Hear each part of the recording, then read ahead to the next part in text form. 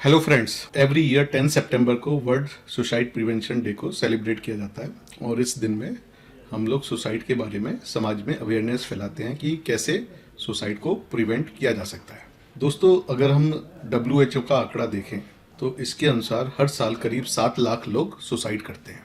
7 लाख लोग, ये बहुत बड़ा नंबर है और एक सुसाइड के पीछे कम से कम 20 सुसाइड अटेम्प्ट होते हैं कि कोई भी पर्सन जो सुसाइड कमिट करता है या कंप्लीट करता है सुसाइड, उससे पहले वो on an average 20 bar attempt करता है। तो अगर इसको देखा जाए तो अगर किसी पर्सन ने सुसाइड के उसको थॉट्स आ रहे हैं या उसने अटेम्प्ट कर रखे हैं तो ऐसे लोग हाई रिस्क सिचुएशन पे होते हैं कि वो दोबारा सुसाइड का अटेम्प्ट करें या सुसाइड को कंप्लीट कर लें। तो अगर हमें यह स्थिति पता है तो हम सुसाइड को प्रिवेंट कर सकते हैं। तो इसके लिए सबसे पहले हमें इस हाई रिस्क पॉपुलेशन को आइडेंटिफाई करना है, ऐसे फैमिली मेंबर आपको आइडेंटिफाई करना है। अब सुसाइड के लोग अटेम्प्ट क्यों करते हैं, उनको थॉट्स क्यों आते हैं, तो इसके पीछे काफ़ी सारे रीज़न हो सकते हैं। साइको सोशल रीज़न हो सकते हैं, आपका एडिक्शन की प्रॉब्लम हो सकती है, ठीक है, किसी को बहुत सारी फाइनेंशियल ट्रबल है, किसी को एकेडमिक्स में दिक्कत आ रही है, जॉब में बहुत प्रॉब्लम आ रही है, या किसी को बहुत सीरियस मेडिकल इलनेस है जिससे कि पेशेंट बहुत परेशान हो गया है, या किसी को सीरियस साइकेट्रिक इलनेस है जिसकी वजह से वो सुसाइड की तरफ जा रहे हैं। तो ऐसे में हमें हाई रिस्क पॉपुलेशन को आइडेंटिफाई करना है और प्रिवेंशन में सबसे इम्पोर्टेंट चीज़ है डिस्कशन, कम्युनिकेशन। ऐसे लोगों से हमें कम्युनिकेशन इस्टेब्लिश करना है, या अगर आपको सेल्फ हार्म के थॉट्स आ रहे हैं तो आपको दूसरों से कम्युनिकेट करना है, क्योंकि जब किसी को थॉट्स आते हैं सुसाइड के तो वो दूसरी चीज़ें नहीं सोच पाता, कि जैसे कि जो समस्याएं उसको सुसाइड की तरफ ले जा रही हैं या जिन समस्याओं की वजह से उसको सुसाइड के थॉट आ रहे हैं वो उन समस्याओं को आइडेंटिफाई नहीं कर पाते। काफ़ी बार अगर आइडेंटिफाई कर ले तो उनका सॉल्यूशन नहीं ढूंढ पाते। तो ऐसे में अगर वो किसी से कम्युनिकेट करते हैं तो उनको काफ़ी बार अपनी समस्या भी मिल जाती है और उसका एक प्रैक्टिकल सॉल्यूशन भी मिल जाता है।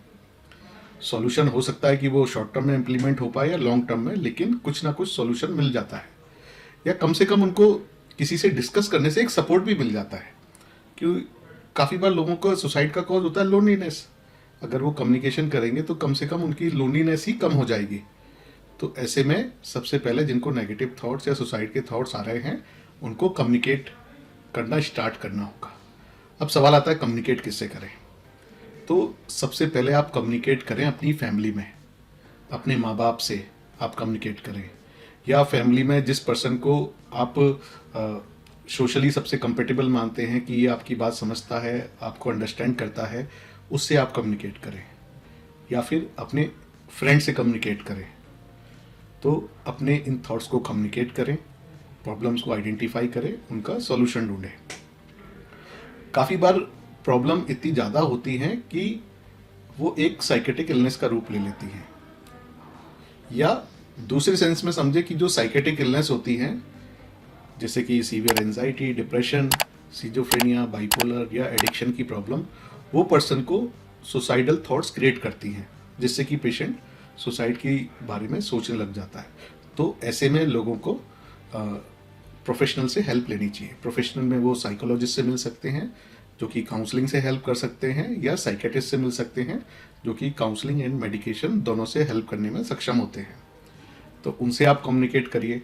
और ज़्यादातर बार हमने देखा है कि लोग अपनी प्रॉब्लम से बाहर आ जाते हैं, क्योंकि डेली ऐसे साइकेट्रिस्ट, मैं गुड़गांव में अथीना में प्रैक्टिस करता हूँ, हमारे पास काफ़ी पेशेंट आते हैं जो ये सुसाइडल थॉट्स बताते हैं और ट्रीटमेंट के बाद हमने देखा है कि उनके थॉट्स चले जाते हैं, जबकि उनकी सोशल सिचुएशन, जो उनकी academic situation, professional situation same है, फिर भी उनके थॉट्स तो कम से कम चले जाते हैं और जो अपनी जो उनकी करंट सिचुएशन होती है उससे वो अच्छी तरह से फाइट कर पाते हैं।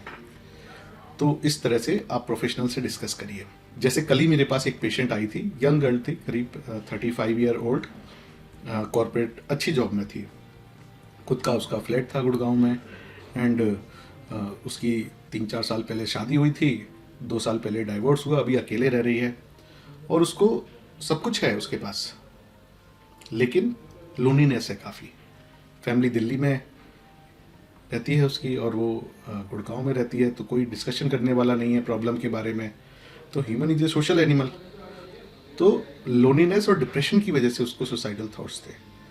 तो वो मेरे पास आई, उसने अपना केस डिस्कस किया और हमने काफ़ी सारे सॉल्यूशन निकाले जिससे कि उसकी लोनलीनेस ख़त्म हो सकती है। जैसे कि फैमिली पास में ही रहती है तो she can shift with family और family can shift with her. उसके फ्रेंड्स भी रहते हैं गुड़गांव में, तो अदर सॉल्यूशन वाज कि वो अपने फ्रेंड के साथ शिफ्ट हो जाए जो उसकी फ्रेंड्स रहती हैं, या उसकी फ्रेंड्स, क्योंकि उसके पास खुद का मकान है तो जो उसकी फ्रेंड्स हैं वो पीजी छोड़ के उसके मकान में रहने लग जाएं। ठीक है, तो इस तरह से हमने काफ़ी सॉल्यूशन ढूंढे। जो डिप्रेशन की प्रॉब्लम थी उसका इलाज हमने स्टार्ट कर दिया। तो at the end of the session she was very happy कि उसने कहा कि सर मुझे तो लग रहा था कि कोई सॉल्यूशन नहीं मिलेगा, लेकिन अब तो मुझे लग रहा है कि सॉल्यूशन अवेलेबल है मेरे पास, और अब तो मैं बात करके ही काफ़ी अच्छा फील कर रही हूँ। तो इस तरह से अगर हम हेल्प लें तो इसको प्रिवेंट किया जा सकता है। दूसरा, जनरल पॉपुलेशन को मैं ये बताना चाहता हूँ कि अगर आपकी फैमिली में कोई ऐसा पर्सन है जो कि एक्टिवली बताता है कि उनको सुसाइडल थॉट्स आ रहे हैं या उन्होंने अटेम्प्ट कर रखे हैं, तो कभी भी उनको अकेले ना छोड़ें। एक तो जो उनका ट्रीटमेंट चल रहा है वो रेगुलर दें, ट्रीटमेंट में गैप ना करें। दूसरा, कभी भी अकेले नहीं छोड़ना है। मैंने काफ़ी सारे एग्जाम्पल ऐसे देखे हैं कि पेशेंट्स में एक्टिव सुसाइडल थॉट्स थे, हमने फैमिली को बताया कि आपको पेशेंट को अकेले नहीं छोड़ना है, उन्होंने वो चीज़ लाइटली ली और वो लोग पेशेंट को अकेले छोड़ के चले गए और पीछे से पेशेंट ने सुसाइड कमिट कर लिया। और दोनों ही केसेस में उन्होंने हैंगिंग से कमिट किया था सुसाइड।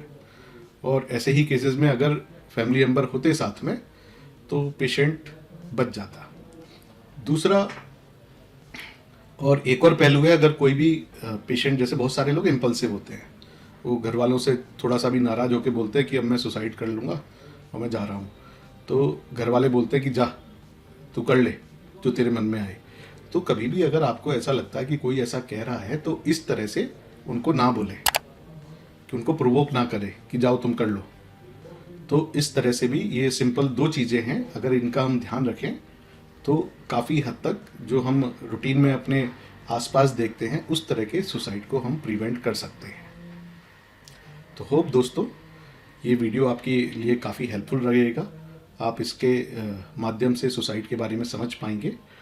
कमेंट में आप लिखिए अगर आपको भी कुछ लगता है कि कोई और तरीका है सुसाइड प्रिवेंट करने का, तो वो आप नीचे कमेंट्स में लिख सकते हैं। और नीचे कमेंट्स में कुछ अच्छी हेल्पलाइन नंबर्स हैं जो गवर्नमेंट के हैं, तो वो हेल्पलाइन नंबर आप नीचे शेयर भी कर सकते हैं। हम भी अपने डिस्क्रिप्शन में वो नंबर शेयर करेंगे, तो कमेंट्स में आप डिस्कस कर सकते हैं। और अगर आपको ये वीडियो अच्छा लगा तो प्लीज़ इसको लाइक करिए, और ये जो हमारा चैनल है अथीना का, इसको सब्सक्राइब करिए जिससे कि फ्यूचर में वीडियो आपको मिलते रहे। धन्यवाद, नमस्कार।